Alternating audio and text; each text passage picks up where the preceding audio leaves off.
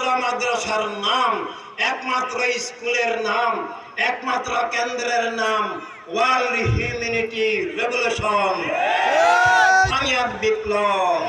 এটা শুধু মুসলমানের সংগঠন নয়, আমরা যারা স্রষ্টাকে বিশ্বাস করি, স্রষ্টার নামে জীবন বিশ্বাস করি, জীবন সকল বস্তুর ঊর্ধ্বে, ভাষা গোষ্ঠী দেশ রাষ্ট্র লিঙ্গ বর্ণ ইত্যাদি সব বস্তুর ঊর্ধ্বে, বস্তুবাদী চেতনার ঊর্ধ্বে, স্রষ্টার নামে স্রষ্টার আলোকে যে জীবনের সত্য এবং সেই সত্যের ভিত্তিতে আমরা যারা স্রষ্টা এবং স্রষ্টার রাসূল রাহমাতুল লিল আলামিন সাল্লাল্লাহু আলাইহি ওয়াসাল্লামের দেওয়া সব মানুষের জীবনের স্বাধীনতায় বিশ্বাস করি, সব মানুষের নিরাপত্তা অধিকারে বিশ্বাস করি।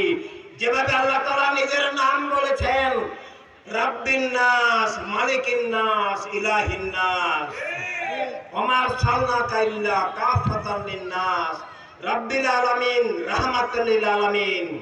এভাবে পৃথিবীতে এখন জীবনকে ধ্বংস করার, আত্মাকে নষ্ট করার, স্রষ্টা থেকে বিচ্ছিন্ন করার যে বস্তুবাদী ধারা, ধর্মের নামে অধর্ম উগ্রবাদী ধারা, এই দুই ধারা থেকে দিনকে, জীবনকে, রাষ্ট্রকে, অধিকার স্বাধীনতাকে মুক্ত করতে হবে।